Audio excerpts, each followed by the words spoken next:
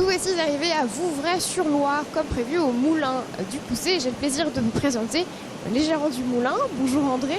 Bonjour. Votre femme Marie, bonjour. Oui, bonjour.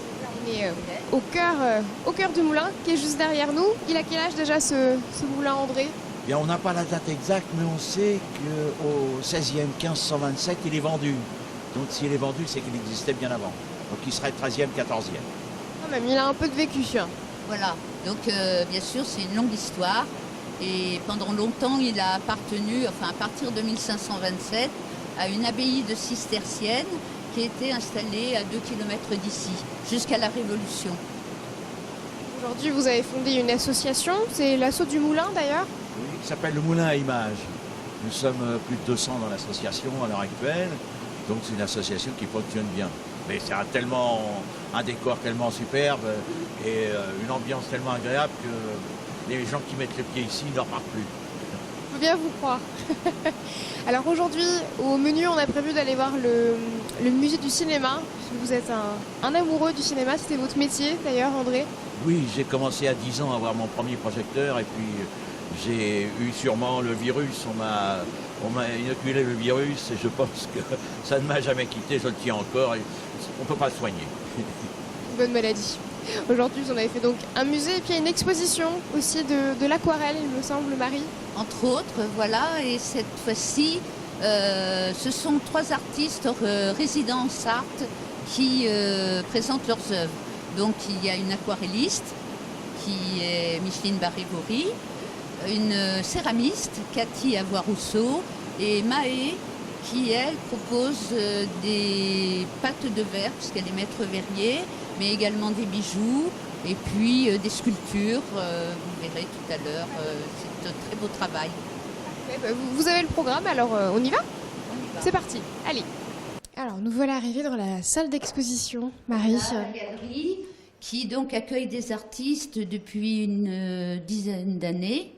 Donc nous avons exposé à peu près une centaine d'artistes qui venaient d'un peu partout en France, mais aussi de Sarthe, de Touraine. Hein, nous sommes à proximité. Un peu entre les deux. Voilà. Et en ce moment, donc jusqu'au 18 juillet, sont exposées les céramiques de Cathy Avoie-Rousseau, qui est à Rouillon, et puis les aquarelles de Micheline Barré-Vaury, qui elle est à Ivry-l'Évêque. Je suis assez impressionnée par le travail de la céramiste, puisqu'on voit de la céramique, mais c'est bien du verre qui est en dessous, Marie. Oui, ce sont des bulles de verre qu'elle a insérées dans ces céramiques avec des piétements qui sont parfois différents. Là, c'est un piétement en céramique, donc c'est la technique du raku qui est très connue maintenant. Donc là, ce sont des oxydes métalliques qui sont posés pour obtenir certaines couleurs.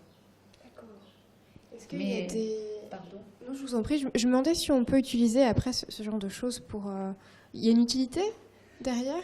Non, c'est essentiellement artistique, donc ce sont là par exemple des vases. Oui, mais c'est ce que je... Il faut tuber par exemple sur la cheminée, vous avez un grand vase, mais avec un vase en verre à l'intérieur pour pouvoir du verre pour pouvoir l'utiliser. On ne peut pas utiliser la pierre brute comme ça.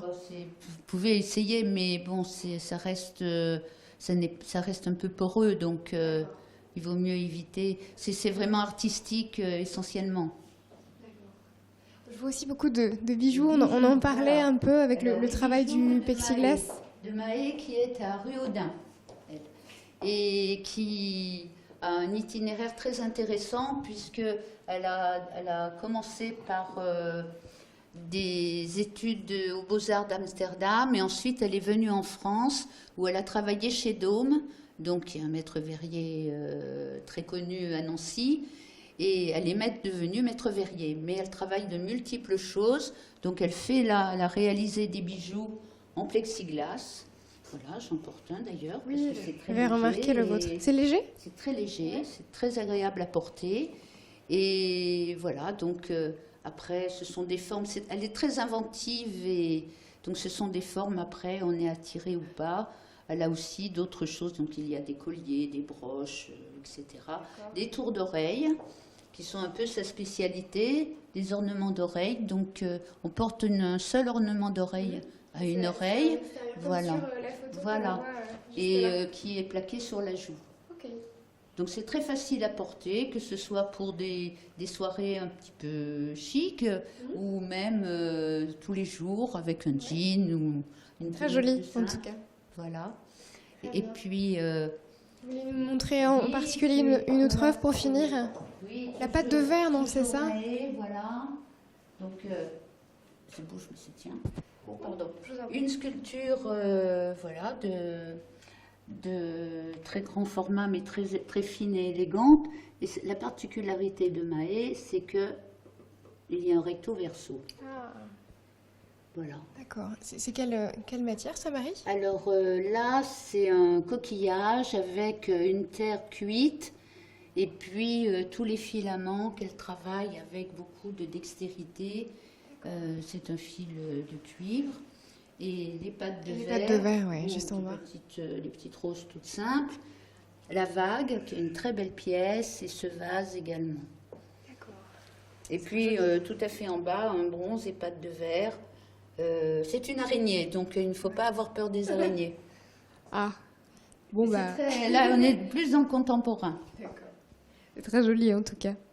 C'est un très beau travail. Oui. On rejoint André qui nous attend, mais il est juste derrière, mais il est tout seul.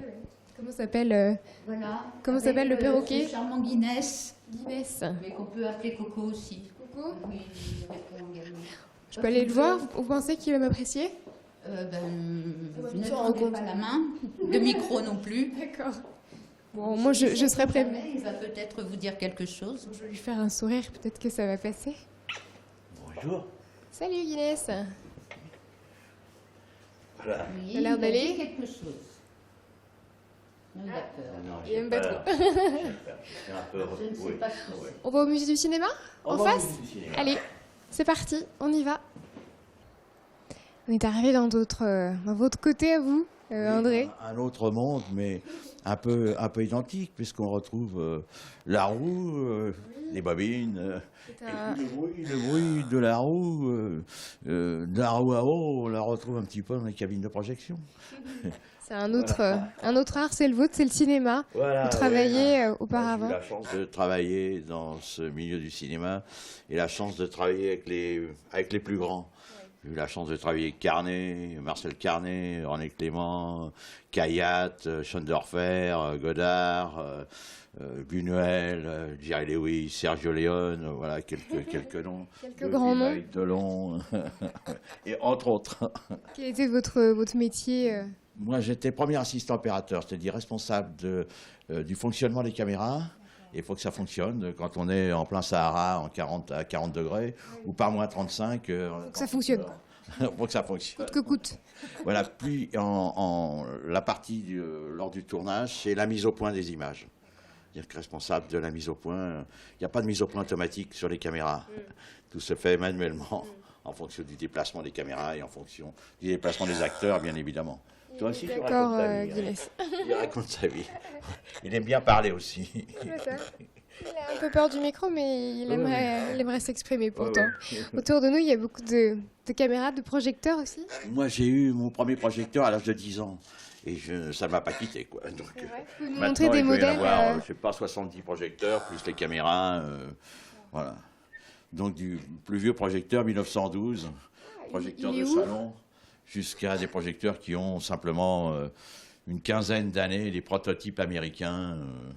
Le plus vieux, vous pouvez nous le montrer? Oui, le plus vieux, ben, je pense que il est juste en face de votre caméraman, puisque c'est ce projecteur de 1912 qui a une grande particularité, c'est que en 1912, on ne branchait pas la lampe sur le secteur, mais il y avait une dynamo qui fabriquait du Elle est courant. tournée. Regardez. Vous avez donc cette dynamo qui fonctionne encore. Et... Donc, Ça 1912. permettait après de tourner Voilà. le film. Oui, oui, c'est un format absolument spécial, c'est un 28 mm que je ne connaissais d'ailleurs pas. Qu'est-ce que ça veut dire, ces histoires 28 de mm, c'est la format? largeur du film. Ah, d'accord. Voilà. Alors que les formats salle de cinéma avant le numérique, c'était 35 mm.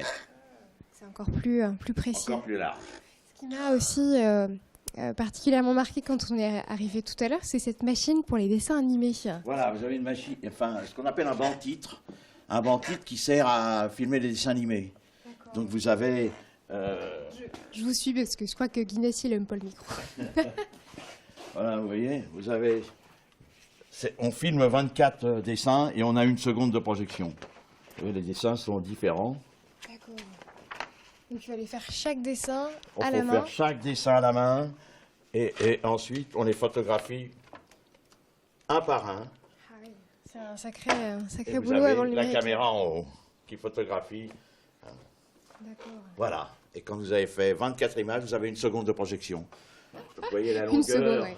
le nombre d'images pour faire un film d'1 heure, 1 heure et demie, quoi. Il y a aussi beaucoup de sièges derrière nous. Vous avez recréé une salle de cinéma un peu pour les adhérents de l'association. Voilà, on a une salle de cinéma avec des sièges anciens. On a en particulier les sièges d'un cinéma de Château-du-Loir qui n'existe plus. Voilà. Et pour notre association, nous faisons des soirées cinéma qui sont des soirées gratuites, puisque les gens ont adhéré à l'association.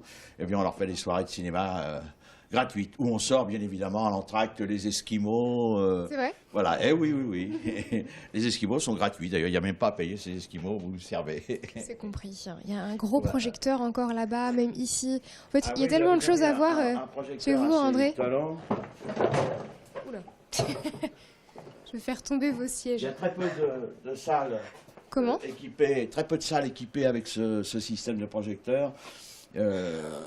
Vous êtes ici avec un projecteur qui a des films de 70 mm de large. Donc vous avez 3 salles à Paris équipées en 70. Vous avez en particulier le Grand Rex.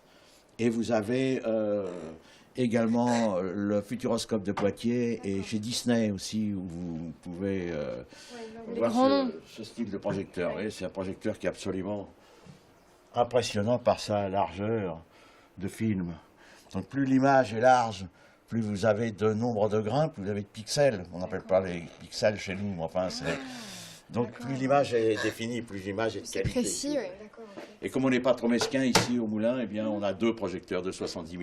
Il y en a un autre, il y a un américain et un italien. Vous aimeriez réaliser un film, justement? Ah, pas du votre tout, truc, c'est ça? pas du tout mon truc. Moi, j'ai fait des images et ça me suffit. J'ai pas de talent. Je